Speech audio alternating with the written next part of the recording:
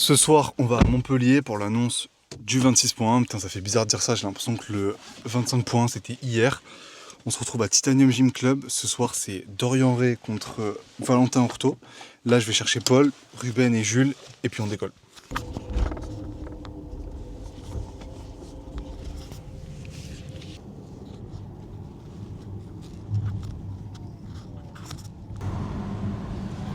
Cette année, exceptionnellement, on fera que le point 1 et le point 2. Le point 3, on sera à Miami. Reste à voir, peut-être on laisse le suspense pour faire une surprise là-bas, faire un truc le lundi ou juste avant les Wodapalooza. On pense que ça va être compliqué. En plus, on sera avec nos athlètes là-bas qui potentiellement pourraient faire l'annonce. On n'a pas trop envie de leur imposer un WOD la veille des Woda. Mais reste à voir aussi, reste à voir les surprises qu'il y aura au Wodapalooza parce que peut-être qu'ils vont mettre le workout comme partie intégrante de la compétition, du moins pour les indives. Parce qu'en team, ça va être un peu compliqué, peut-être un format découpé ou quoi, mais l'annonce se fera là-bas. Tu vas comme ça, t'as pas d'inventaire, Ouais, pas de sac, dans mon tête. tout dans la tête. Vous avez pris un ordi? Ouais, oui, ça va. Non, gros, me filme pas. Si. Tu vois, ce chien, il met le GPS, on est à 30 secondes dans la salle. Je sais jamais comment on passe par ces chemins. Ouais, c'est. Là, c'est chaud, cet endroit, normalement pas de. Ouais, t'es au sending. Ouais, j'aime bien, j'adore. C'est vrai, à chaque fois quand on y va, c'est trop bon moment. Nous, Badja, on y va tous les quatre, ça fait un petit périple. Ça fait un petit moment de team building. Ouais, on est ensemble, on va jusqu'à Montpellier, on rigole bien. Ruben, c'est un chauffard. À chaque fois, on ne sait pas comment on va arriver. Donc, non, c'est bien. Et puis après, là, on a un beau duel ce soir. Et j'avoue que je sais pas trop. Peut-être cette année, il y a un peu moins de hype autour des Open. Tu veux pas aller voir les inscriptions, je me demandais justement. Ouais, on va regarder les inscriptions. Et là, pas trop, là, vu qu'ils ont donné quelques indices sur la. Avec Def Castro a envoyé quelques indices et le fait que ce soit dans une base et il y a un rack avec pas de. Potentiellement pas de place pour faire des HSPU puisqu'il n'y a pas de mur, pas de wall walk. Et peu de place pour les lignes, donc potentiellement peut-être un couplet ou un triplet gym, dumbbell et DU. Voilà. Un truc bien simple. Ouais, un truc que tout le monde peut faire et qui va pulvériser.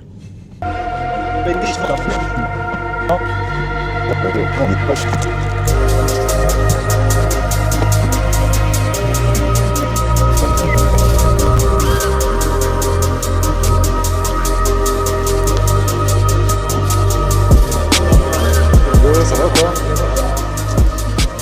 Gros, là, il n'y a aucune animosité. Là. Ah ouais? C'est que de l'amour, que du love. J'ai pas de micro, moi. C'est Team China. Mais viens, on est là. pro. C'est Team China, c'est tout. C'est Team China. Et ça dépend aussi des mouvements. Sur un rameur, je me fais pas d'illusions, quoi. Moi je Tu vois. dis peser. Allez, allez tout nu. Peser, âge, taille. Tout nu ou pas? Tout nu. Pédigré? Tu veux quoi dans le pédigré? Dans les données claires. Dans le réel d'avant, il voit mon gros cul comme ça. Attends, il faut la brancher. Tiens, gros. Je me pèse habillé. Hein. Ça marche ou pas? Tu l'as démarré? Ouais, non, je sais pas. 70 kilos. Ouais, French, moins 8000. Descends peut-être, non? Attends, c'est en train de... Et sauce tomate. 5,4 ans, 5,9. Français. 10 kg 01. Comme ma note Otis. 10 kg de tub. Il y a le short sous le pantalon ou pas? Mais c'est dans le pantalon, gros. Ah ouais, c'est intégré. Tes mains. Avec Parce qu'en fait c'est, tu vois, ça comme, c'est branché là, genre. Ok. Et tu fais comme ça. Et après, c'est moi, tu vois, et c'est mon drip, un peu. Le WOD, Ouais. alors je pense, vu que c'est le premier, ça va être un classique. On va y avoir des burpees, sûrement de la dumbbell, peut-être un ergo. S'il y a un ergo, je pense que c'est du rameur. Ok. Je pense que ce sera vraiment du super accessible. Ouais, vraiment un truc hyper simple pour tout le monde. Vas-y, quoi, Je sais pas, non, il n'y aura pas un AMRAP derrière, mais je pense que ce sera un WOD en deux parties. Un peu dans le style du WOD, on avait un thruster à faire à la fin. Donc je pense que ça va être un truc comme ça pour cette première épreuve. Et après, dans la première partie, ça va être un truc, je pense que ça va être un ladder de rep et un doublé avec 2 moves et ladder de rep. Je sais pas combien de temps, je sais pas jusqu'où ça va aller. Je pense que ça va être un délire comme ça, quoi.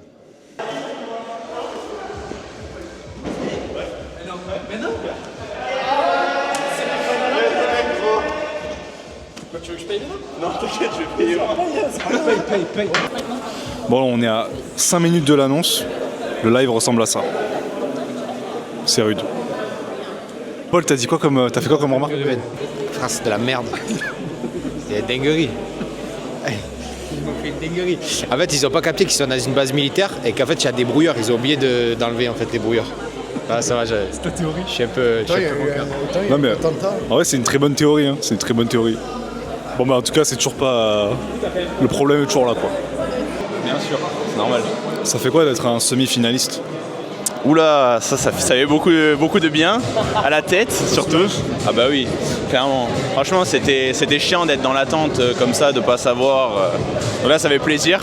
Moi, pour moi, ma soirée elle est déjà réussie. Donc maintenant, je vais me régaler avec Dodo et voilà, tranquille. On va espérer que le WOD de CrossFit, le live de CrossFit arrive à reprendre un jour et voilà. Peut-être qu'on va avoir un WOD à la fin de la soirée. Et ouais, bah en fait c'est que pour acheter des serveurs, faut passer les affiliations à 20K je pense, à 20K l'année. Et donc là ils sont un peu just quoi.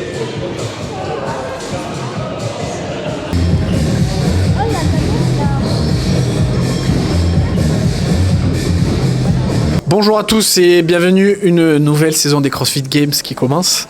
Donc annonce du 26.1 avec deux grandes stars du CrossFit français. Des grandes stars du CrossFit français. Non, plus sérieusement du coup. Donc vous avez vu le WOD sur Instagram je pense. Et sur le live des CrossFit Games, on a une pyramide montante de wall ball et de box jump over, step down et med ball step over. J'ai une question pour vous les gars. Alors on va y venir après sur tout ce qui est stratégie etc. Mais est-ce que les step over avec la med ball c'était vraiment du repos ou pas vraiment? En vrai c'était un peu plus de repos. Franchement je trouvais ça beaucoup moins. Ça demandait beaucoup moins d'efforts que les wall ball et que les box. Du coup ça permettait un peu de souffler. En plus je sais pas toi Val mais des fois j'avais la med ball un peu qui partait à droite à gauche. Du coup ça me faisait un peu ralentir. Du coup ça. Vous l'avez mis sur l'épaule. Je changeais un peu d'épaule pendant la série. Toi je sais pas si tu l'as gardé tout le long. Ben non, moi j'essayais d'alterner tous les 6 pour revenir sur ce que disait Dodo. Je pense que oui, c'est la récup, mais que sur le premier passage en tout cas. Parce qu'en fait, sur le deuxième, on enchaîne quand même les 66 wall ball, le passage et les 40. Donc les deuxièmes étaient durs. Moi j'essayais de changer tous les 6. Comme il y avait 18, je commençais par mon épaule forte. Et après, je pense si vous pouvez aussi, parce que moi j'ai fait cette erreur au début, de partir que d'un seul pied. Même si je changeais, je partais en fait et je tournais que autour du même pied, de la même jambe. Donc ça m'a un peu cuit la jambe et surtout en fait on est déséquilibré quand on a le wall ball de l'autre côté quoi. Okay. Et là comme vous à chaud là, vous venez de le faire, c'est quoi l'entonnoir du WOD ou en tout cas le moment où le WOD commence vraiment à...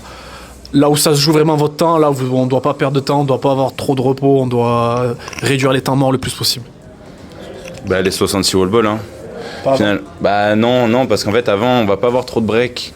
C'est-à-dire que peut-être que si la série de 40 vous pouvez la break en 2 ou 3, mais je pense que c'est les 66 wall ball parce que ça fait quand même un gros gap avec 40. On augmente que de 10. Donc en fait ouais tu prends 26 direct dans la tronche. Ouais, au lieu de 10 alors que les autres séries. Ouais c'est ça. Et en fait on le voit nous les 30 on les a pas breakés.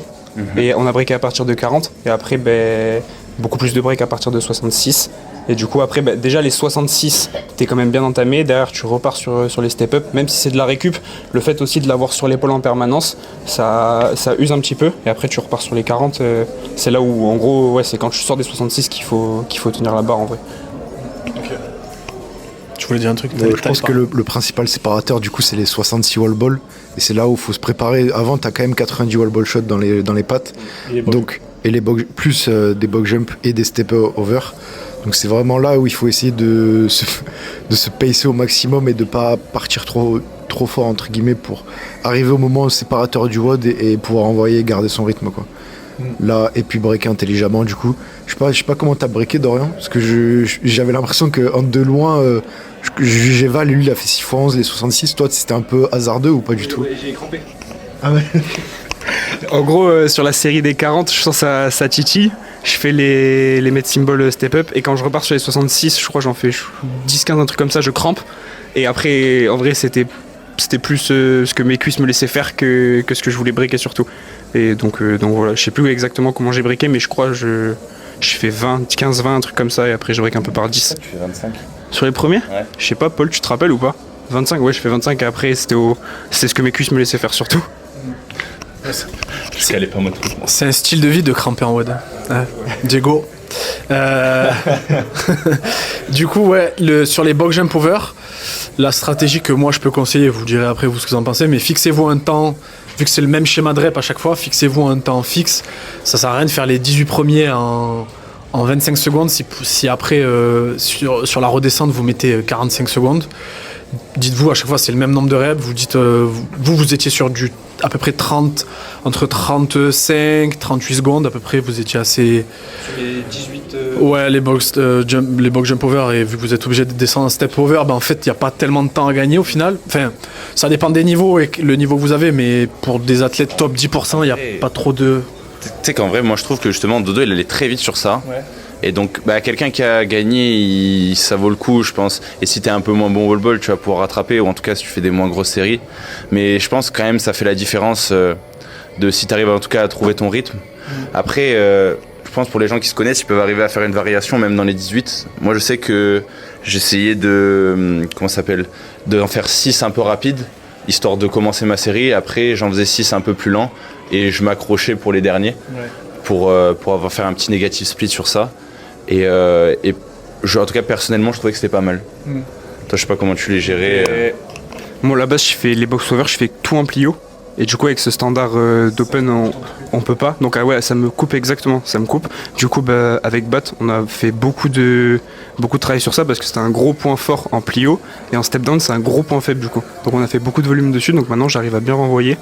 Donc, même à la fin, quand la crampe elle est un peu passée, je me sentais mieux et j'ai pu réaccélérer sur les 18 derniers que j'ai fait. Donc ouais. Des tips stratégiques, Jules? Je pense que les tips stratégiques, c'est pour le niveau, quand on a le niveau de Val, d'Orient, où ça va être sur les 20 reps puis 30 reps faire une broken, à partir de 40 commencer à breaker, et les 66 faire 6 x 11 ou 3 x 22 par exemple. Après, si on a un niveau vraiment games, tout and broken, je pense comme ils ont fait. Ouais, pas tous, mais ouais, quasiment. Fini ou pas? Ouais, Colton Mertens, il fait un 11-16 ou un truc comme ça. Colton Mertens, il fait 11-16. Ouais, Et Dylan Pepper, il y en a que 2 qui ont fini. C'est ouf. Hein. Et Dylan Pepper, il fait 11-35, je crois. Popper, il a pas fini? Non. Et du coup, bien briquer les wall balls. Sur les box step over, moi ça me fait penser un petit peu au lunge de l'année dernière ou l'année d'avant, un petit peu.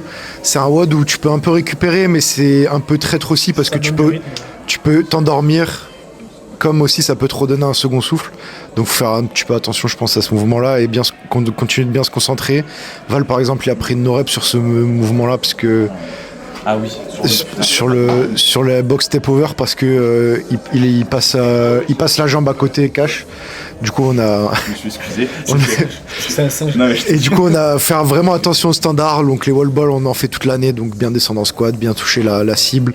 Les box step over, du coup, avec la med ball, bien essayer de toucher les deux pieds de chaque côté, etc. Et les box jump over aussi, essayer de bien faire attention au standard, quoi. Et pour éviter les no reps de merde. Moi, je pense que vous soyez athlète élite ou non, le principal tip stratégique que vous devez prendre, de toute façon, c'est un WOD pyramide, montée, redescente. Il faut que la deuxième série de 40 de redescente, entre la première et la deuxième, votre temps sur chaque série soit le plus lissé possible. Si sur la montée, la série de 40, vous mettez 2 minutes et que sur la redescente, vous mettez 3 minutes 30, c'est que vous avez mal choisi votre stratégie. Et à contrario, si vous mettez 1,50 sur la montée et 2 minutes sur la redescente, c'est que vous avez plutôt bien fait vos breaks et bien géré votre série de 66. Bien sûr, le temps total de la série de 66 pour bien gérer vos breaks et essayer de réduire les temps morts au maximum. Ce qui compte, c'est vraiment le temps que vous passez à pas travailler, essayer de le réduire le plus possible, trouver la bonne stratégie pour que ce soit le plus réduit possible. Je sais que Val, il a fait sur la première série de 40 genre 1,35 je crois et après 1,55, donc c'est pas trop mal au final, donc ça veut dire qu'il a bien briqué. Donc voilà, regardez sur tout ça, votre rythme sur les box jump over, essayez de le fixer, trouver comme tu disais un truc qui vous donne un pace, pas s'endormir et avoir le moins de temps mort possible sur les breaks des 66 wall ball et des 40 du retour. Techniquement parlant, le conseil que je peux donner, c'est sur les wall balls, essayer de toujours avoir la medicine ball au-dessus de la ligne des épaules et la paume des mains sous la balle pour pouvoir bien faire votre poussée. Avoir un écartement, moi j'aime bien, de squat un peu plus large que votre squat classique. pour réduire un petit peu l'amplitude et être bien vertical au niveau du buste pour pouvoir faire vos lancers de wall ball. Restez pas trop sous votre cible et sous votre mur pour pouvoir lancer la balle en oblique, qu'elle revienne vers vous. Et puis essayez de caler votre respiration sur les reps. Voilà. Je pense qu'on a tout dit. Hein. Ouais. Merci les gars d'avoir fait SWOD, pour nous d'avoir donné ce spectacle.